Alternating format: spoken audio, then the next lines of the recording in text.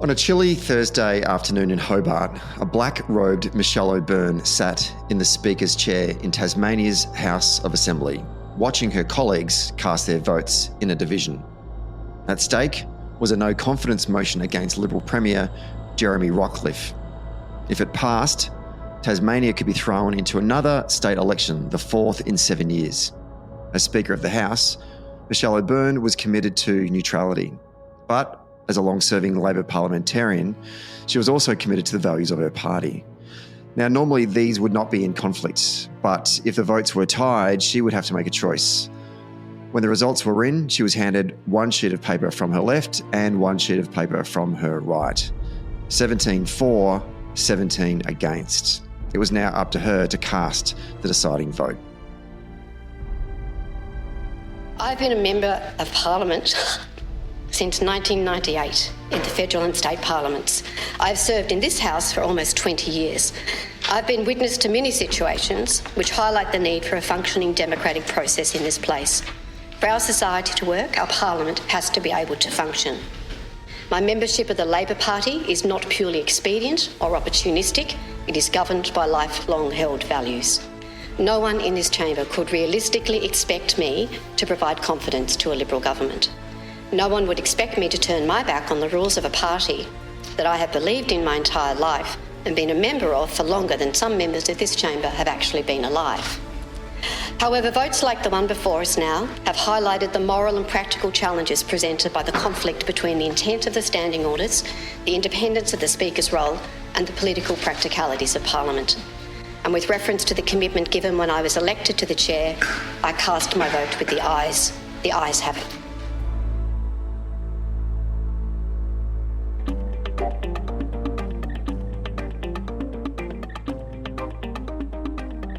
The presenting sponsor for Socially Democratic is Dunn Street. Dunn Street is a campaign agency that specialises in community organising. We only work with people who want to build power to make the world a better place. And if you want to create change in 2025, then hit us up at dunnstreet.com.au. A special shout out to all of our Patreon members as well. And you can join our community for free or for as little as $1.50 a month. And you too can help support this podcast. All paid members receive a welcome gift. So if you have recently signed up, please check your inbox for a message from our producer asking for your shipping address, because without that, then we can't send you your merch. And finally, today's episode is brought to you by Maurice Blackburn Lawyers. Maurice Blackburn has been fighting for workers' rights in Australia for more than 100 years. They believe the law should serve everyone and not just those that can afford it. So for empathetic and expert legal support, call Maurice Blackburn Lawyers today. All right, let's get on with today's episode. We're taping this one on a Wednesday, a cold Wednesday morning in Melbourne on the lands of the Wurundjeri people. But I would assume that the person that's going to be dialing in for today's episode is probably experiencing it a little bit colder because they're a bit further south. He's a digital campaign consultant for All the Good Guys. He's been on the show so many times that if this was SNL, I feel like he gets a jacket. He's my good friend and he's our Tasmanian correspondent, Jack Milroy. Welcome back to Socially Democratic. Thank you. It's good to be here. Now I think you should get Socially Democratic jackets. Look, hey, I'm all about swag. I'm always about swag. Now, I don't think the last time you and I spoke, it was during our post-federal election recap for Tasmania, which was a great conversation. And I didn't think that you'd be back on again so soon to talk about Tasmanian state politics. But the last week, things got a little cray-cray in the Apple Isle. It's been a wild time. We could be heading to our fourth state election in 7 years if things go as expected in the next week. So what I want to do here for folks who aren't paying close attention to Tasmanian state politics is to try and unpack this story chronologically. But before we sort of move into the machinations that happened last week, and so much happened, and all the players as well, might be good for us mainlanders to know what, since we last spoke about Tasmanian state politics, how did we get here? Like, give us the makeup of the state parliament right now, and what were the things that sort of transpired that led us to this moment that occurred last week, where there was this motion of no confidence in the Premier? Yeah. So we had a state election last year, just over a year ago. And the result of that election was that the Liberal government, which has been in power since 2014, was returned, however, in a minority. So the Liberals were able to form a majority on the floor of Parliament with the support of a bunch of independents elected to the crossbench, some who were formerly aligned to the Jackie Lambie network, which now no longer exists. The Jackie Lambie network is just Jackie Lambie now. And also with the support of other independents like former Labor leader David O'Byrne. And ever since that election, the government has appeared somewhat shaky on the floor of Parliament, and I think we've seen that kind of play out in this last week. Why was the government appearing shaky? What were they not able to do in terms of build a constructive relationship with this crossbench? Or was it more internal?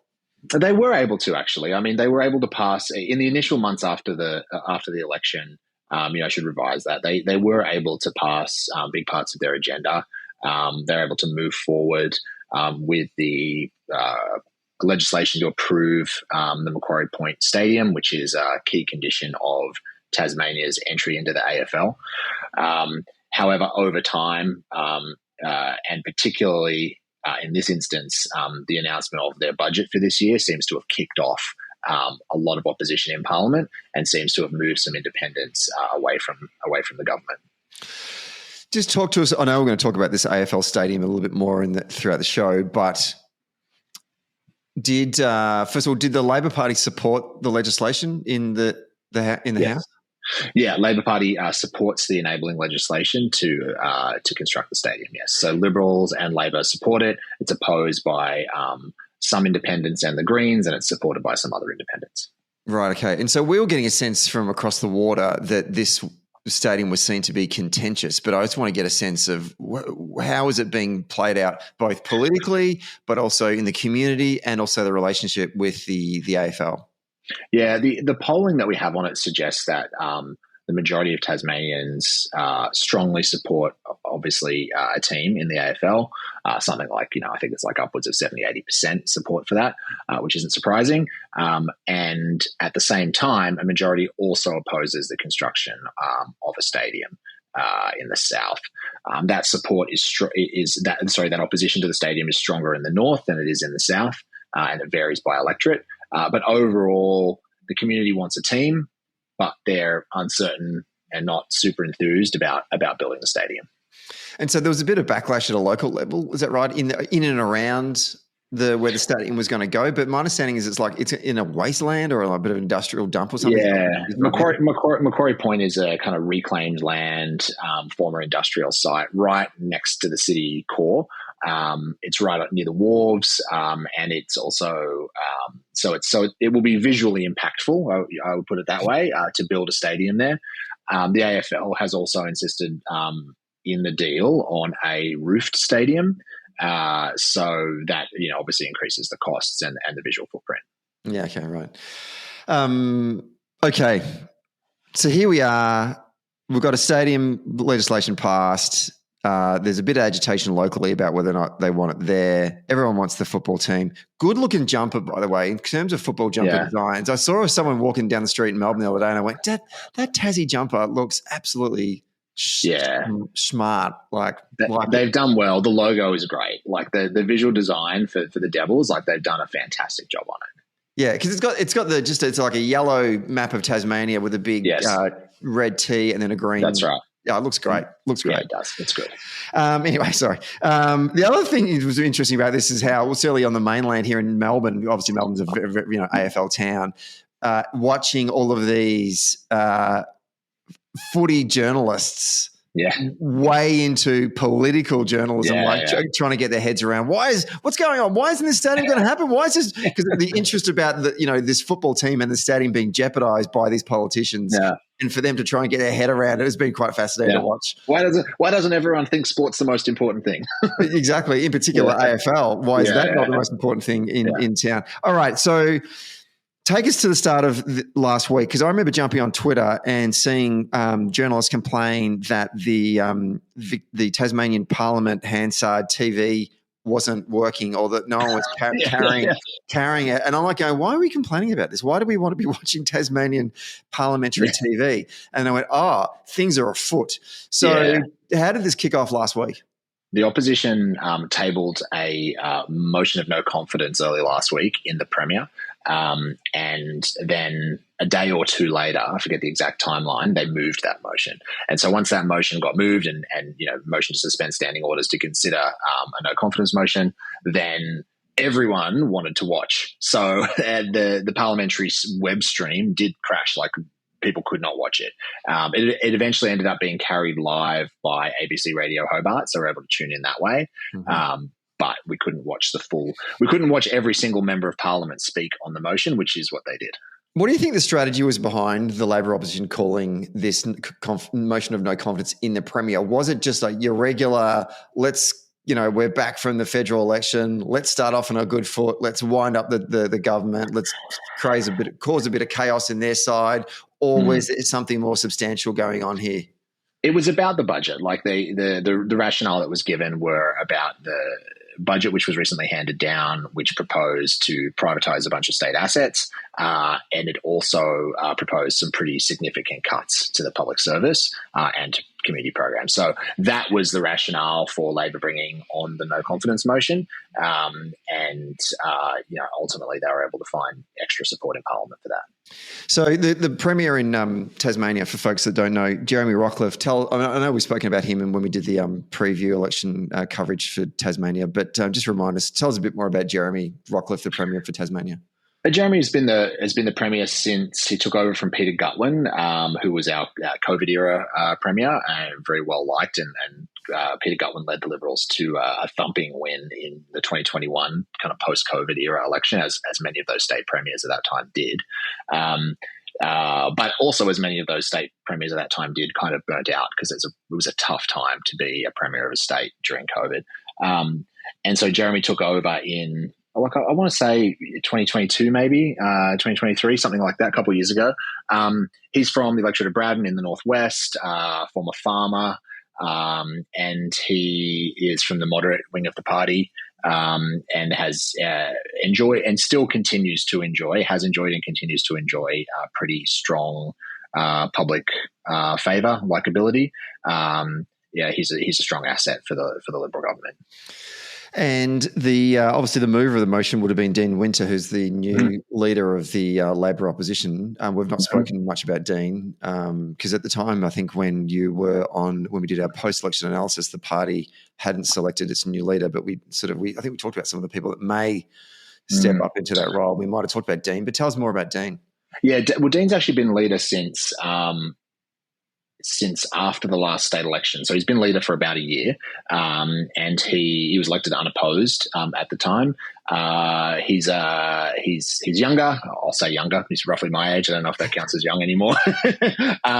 And he was former mayor of Kingborough, which is one of the big kind of exurbs outside of Hobart. Went into Parliament in 2021, so relatively new to state Parliament by the standards of who usually becomes leader.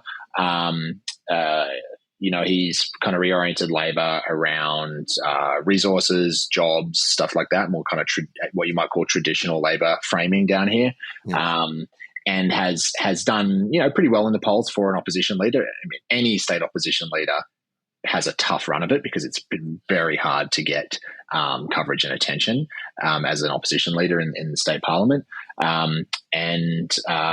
He's certainly got a lot of attention now. Going back to, if you had a time machine and go back to, if I was to interview you just as Labor took the floor to move the motion, would you have predicted that they would have got the support for it? How would you have interpreted it in that moment? I think it's in the moment when they moved it. No, I mean, because Labor has moved motions like this before. The Greens have moved motions like this before in the last couple of years, and they've obviously never succeeded. So, I think the safe assumption would have been that they would get close, but not quite make it over the line. And do you think that was Labor's assumption as well? I don't know. It's a good question. I don't know. I've talked to them a little bit about it. I think that they knew this time might be different. Kind of looking back now. I think that they'd obviously had conversations around the Parliament. I think they had a pretty good sense that things were going to be close. Yeah, right. Okay, so in order to get the support for this motion, give us a sense of the feelings amongst members of the crossbench towards both the government or to Rockliff. Like, what was their issue? Look, what they've said publicly, the members of the crossbench, is that their relationship with the government has kind of become rockier, excuse the pun, over the last few months. Some of them have issues with the budget. Some of them have issues with the stadium. There's not one consistent, as is often the case with independents, there's not one consistent through line or one consistent criticism. They all have kind of their own issues and their own grievances, I guess, for lack of a better word. So there's not, and they don't operate as a caucus, obviously. So there's a variety of different issues that they have.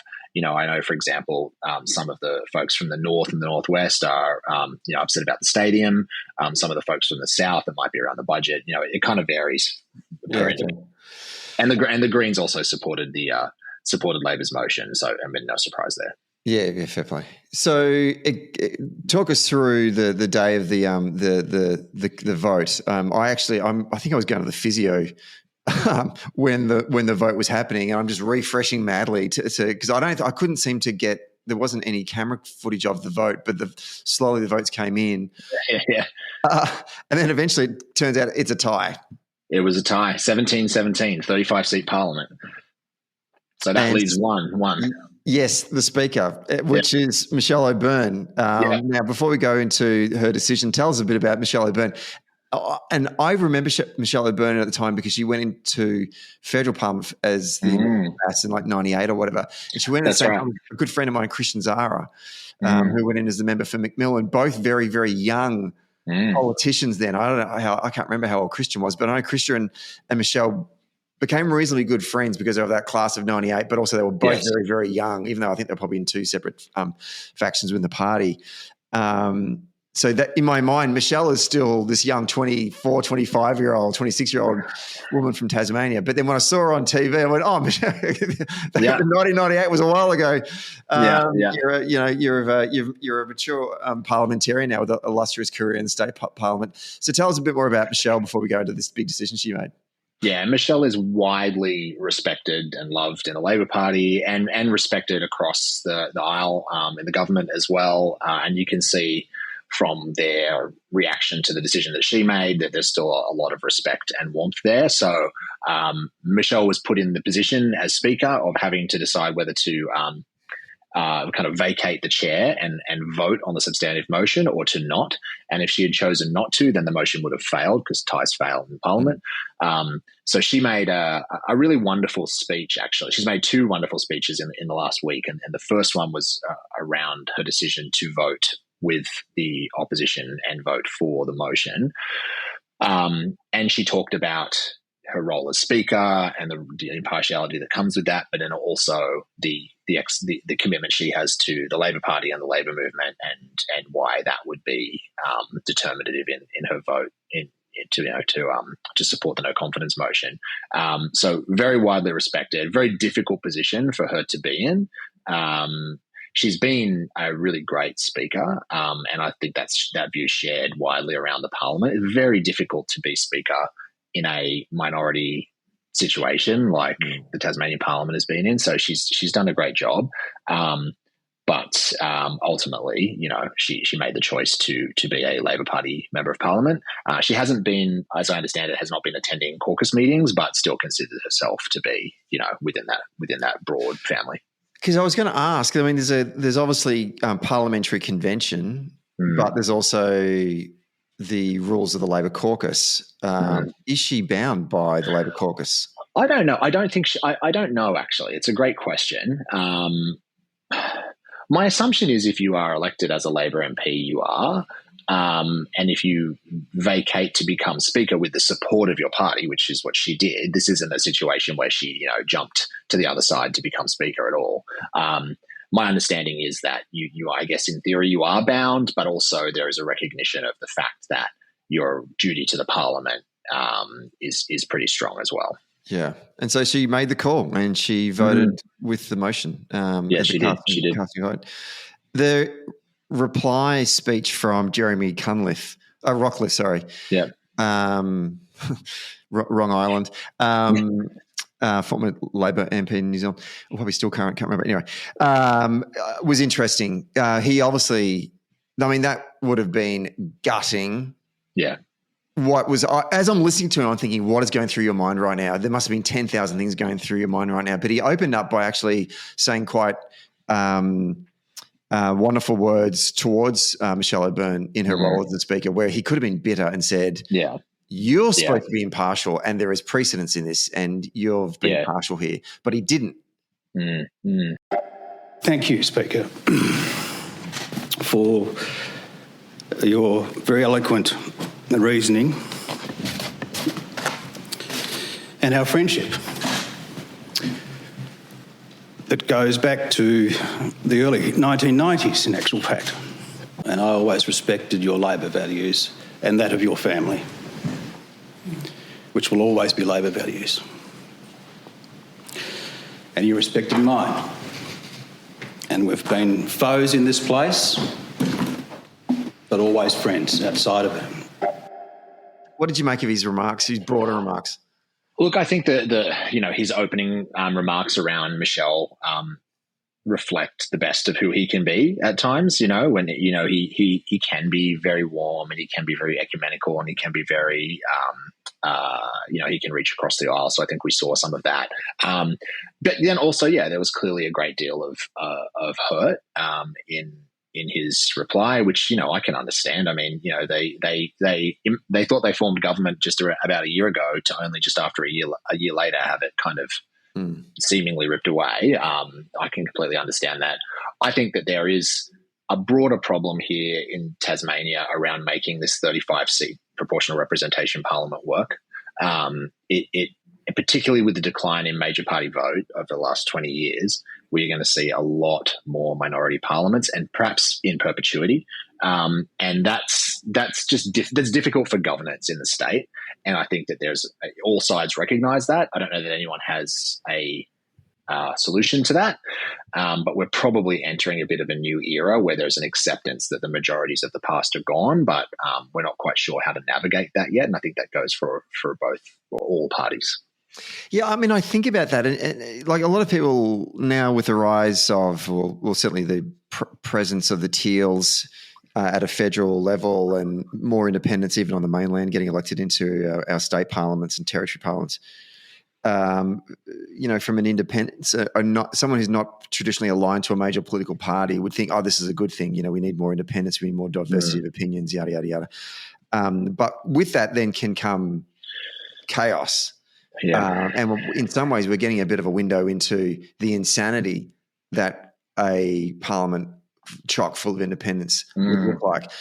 Do you actually, taking your Labor hat off for a moment, despite what's been going on around the issue with the AFL Stadium and the team, and despite what's been going on in terms of issues with the budget, did the performance of the government and indeed the performance of the Premier warrant a motion of no confidence in his leadership or in the government? Yeah, it's a hard question because the opposition's job is to oppose, right? Like that is literally their job, and it's their job to do things like this, whoever is the opposition. And it's the government's job to maintain their majority on the floor. So, if you look at it that way, I think, you could say fair game. Yeah. On the other hand, it's a small state.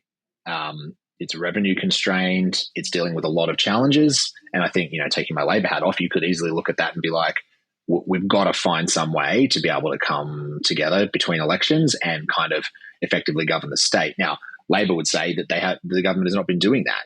Debt has massively ballooned, and they would say that the state's not being governed effectively. So therefore, we had to pursue this. But there is a deeper challenge here, I think, around the structure of the Hare-Clark system in Tasmania and the types of kind of stable governments that it can throw up. That I think Labor, when, Labor eventually one day does form government, that's going to be something we might have to deal with as well. I mean, my opinion on Herr Clark, piss that off completely. Everything's ridiculous, particularly for a state your size. Yes. But that's a whole nother podcast. Okay, so the motion's moved. Rockliff makes a lovely speech. He's probably thinking, shit, what happens now? What does he do? What's his next move? Well, we're in June. So the new financial year starts in less than a month, and the budget has not been passed. So before Rockliff can go to the governor and request an election, which is what he said he will do if the motion is passed, the government and the opposition, the whole parliament agrees they need an emergency appropriations bill to basically fund the operation of the government for the next few months, including making sure public servants get paid, teachers, firefighters, nurses, all of that, and fund the operations of the parliament. So, I think in the US they call these things like continuing resolutions or something like that. In my head, it's kind of the same thing. Yeah. So basically, there's a couple of emergency appropriations bills that have to go through. So they get put through. The long weekend happens, and then they get put through yesterday, which is Tuesday. They go through the lower house. They make it to the upper house because, of course, as well as having Herr Clark, we also have an upper house. One of the upper house independents, the member for Huon, I believe, notices a typo in the documents, which I think confuses, adds or removes a zero. It does something to numbers that you don't want in a budget document. In a bad way. Yeah. And it has to be redone. So the government has to withdraw it, and it goes back through the lower house again. And, if fair play to the member for Huon that he found this, right? Like, good for him. Everyone in the lower house missed it, including the Labor Party, right? Mm. Like, everyone missed it. But these things happen. So anyway, then they put them through again, and it goes up to the upper house and it goes through. So the state has emergency funding. Nurses are going to get paid. That's great. We've got a few months of leeway now, depending on what happens next. So that was the situation as of yesterday afternoon. Yeah. The Premier, who is still the Premier at this point, goes to Government House, which is a beautiful building up in the Domain right next to the Tasmanian Botanical Gardens. Absolutely gorgeous old stone colonial building. Also has an amazing garden of its own. It has a really cool market garden, veggie garden, where they grow all the food for the house. So it's really cool. If anyone ever gets a chance to visit, they should. But I don't think that's what the Premier was thinking about. You never know. You might be walking on. I've always thought this garden's been amazing. I really should come in more often. He is a potato farmer by trade, though. So he's probably thinking there's not enough real estate here to grow enough potatoes. No. What kind of mulch are you using? Yeah. Yeah. So he goes and obviously the conversations with governors and governor generals are private. We never really know what the kind of tenor and tone of the conversation is, but understanding is he asked for an election. He left Government House without making a statement, and then the governor put out a statement last night saying that she would consider her options or something like that, and would reconvene with the Premier by the end of the week. And that's where things stand. That is bonkers. I just think that's bonkers. Like, the governor in Tasmania is it Barbara Baker? Barbara Baker, former judge of the federal court. Yeah. What do you make of that? I don't know. I mean, obviously in this, so putting my old, former lapsed lawyer's hat on, have a law degree, never used it. She has the option of calling an election. She has the option of seeing if someone else can command a majority on the floor of Parliament. So that could be an alternative leader of the Liberal Party, if the Liberal Party is able to select one, or it could be the opposition, which Labor has ruled out, publicly ruled out forming government with the Greens, or maybe the wording is doing a deal with the Greens to form government. The Greens have offered to provide confidence and supply to the Labor Party to form a government now, but Labor would, I believe they might still need an independent or two on top of that. I have to check the numbers, but Labor's ruled that out. So the governor seems to be considering all options. I mean, I do think the timing is a bit like, can we not do this quickly? Either way, I think everyone's a bit like, oh, come on. I don't know. Some of the listeners will probably be more aware of the convention around this, but I don't know too many times that a governor, the head of state, has refused a request for an election. That doesn't seem to be the norm to me. However, we do have a hung parliament here, so perhaps the governor, and given it's only been just over a year since the last election, perhaps the governor, is just doing her due diligence there. But it's certainly, I don't think it's what commentators expected to happen this week. No, I'm stunned. I mean, look, I know you're right. Look, you're right. But one of the lessons here is never put a lawyer in the job of a governor general or governor to start with. Never ask a lawyer for for options. They're literally.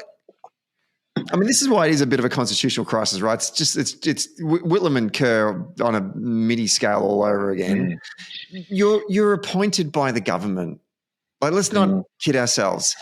We all know how this works. The government of the day sits around and throws out a whole bunch of names of who would look good ceremonially to put into that position. That's their job. That is their job. And then they get appointed, and then and most of them, it doesn't go to their head.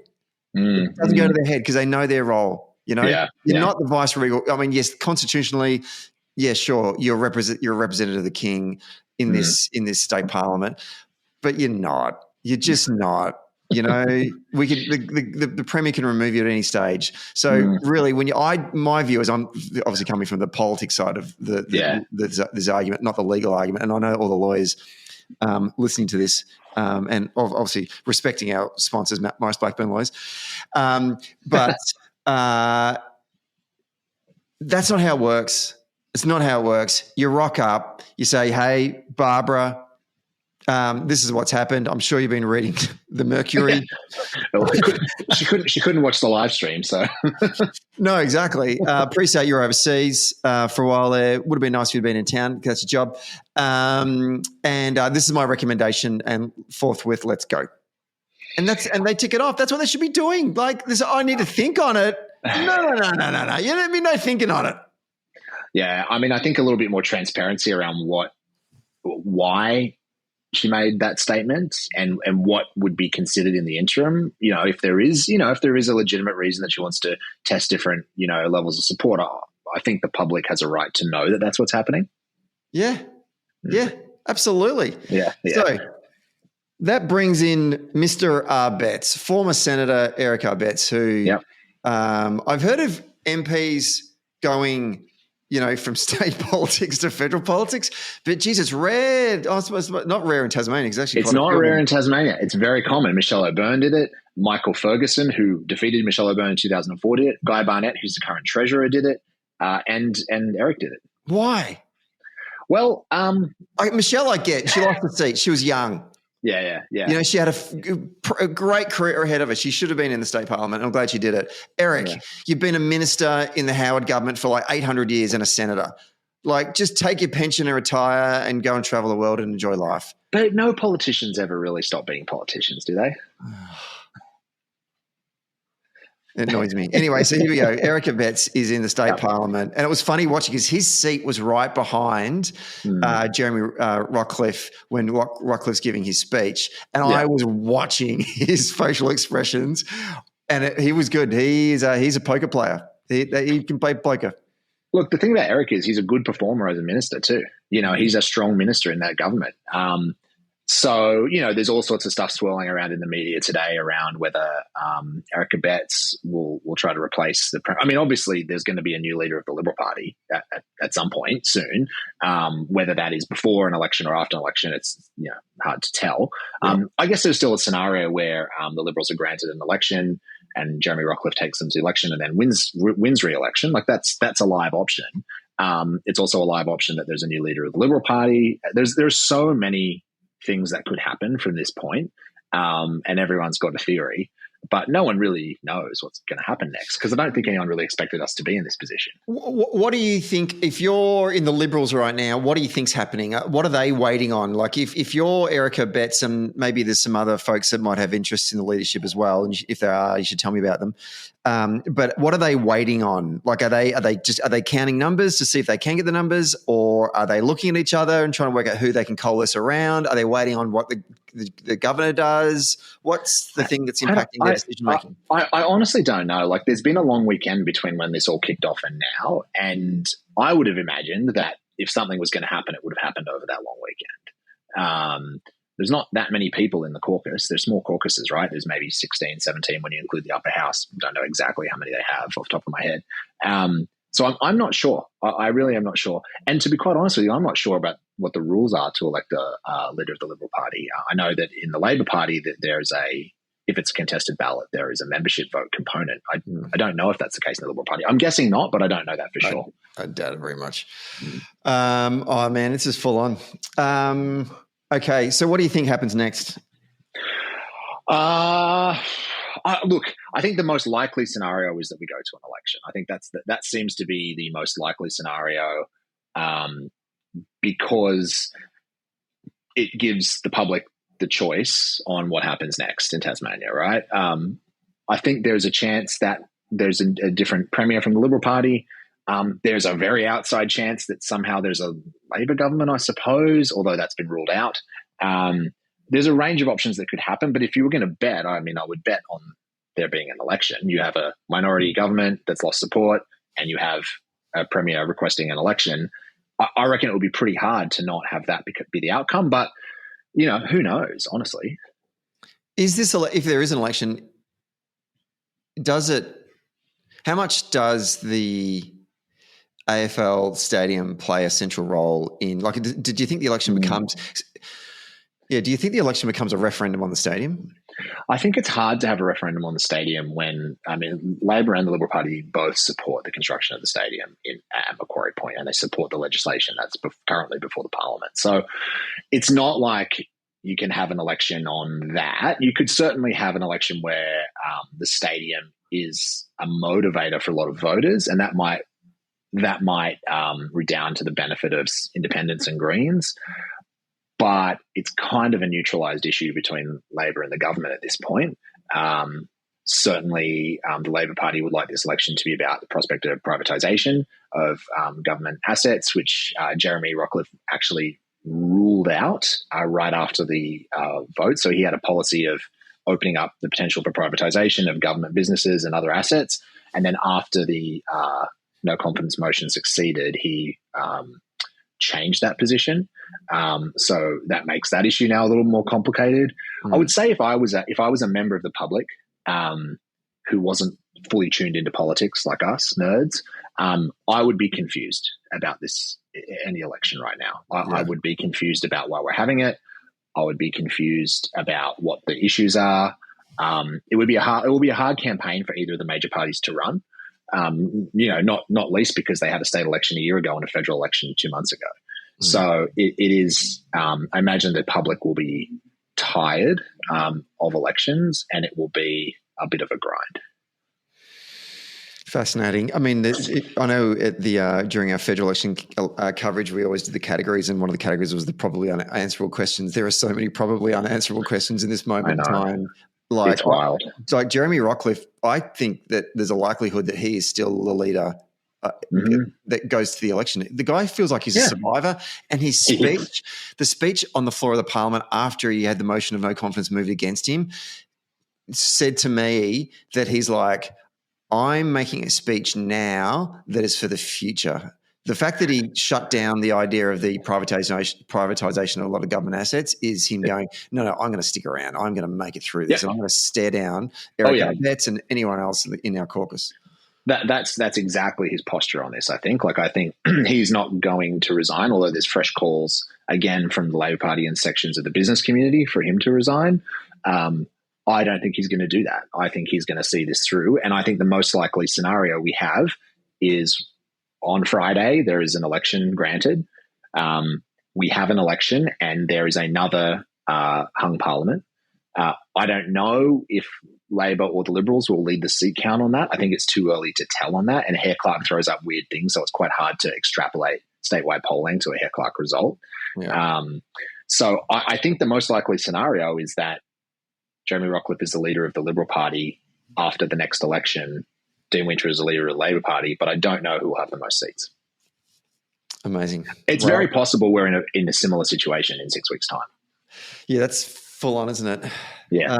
But pleases me from a podcast perspective because, as you know, I just like to talk about election campaigns. So if it's the election in Tasmania, that means we're going to be covering it. It's great for content. There's a lot of elections. Oh, yeah. Because I was like, oh, damn, the federal election's over. I've milked the win for as much as I possibly could. I think we had like another 6 episodes afterwards. Now what are we going to do? Oh, Tasmania. Oh, hello. Well, when a local government election, so that always throws up lots of like interesting stuff. Yeah, I don't know if I don't know whether yet. I mean, the fact that I had made mention about things that were going on in the Melbourne mayor election last year was enough, and that was like 5 seconds of commentary. And I think People are like, nah. Oh yeah, I was. Yeah, they were giving me a bit of leverage on that one. Yeah. Anyway. Well, Jack. Once again, as always, appreciate your insights into what's going on in Tasmanian politics. Fascinating insights. Clearly, there's more of this story to unfold, and hopefully, we can get you back on the show to give us an update, and maybe we'll be doing election campaign coverage as well. Oh God, yeah, another election in Tasmania. It's very on brand. Mm.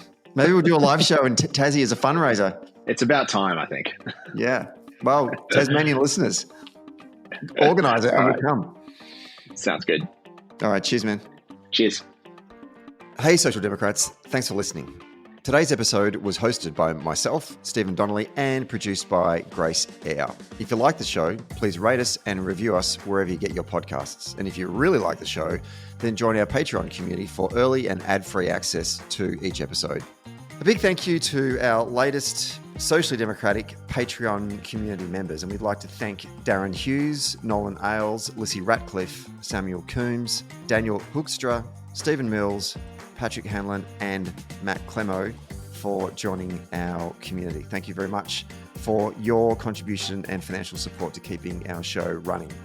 If we missed out your name, that was not intentional, so please send us a message on Patreon and we'll sort it out next time and shout you out. And finally, get all the latest updates and bonus content by following Socially Democratic on our social media channels. The links are in our show notes. See you next Friday.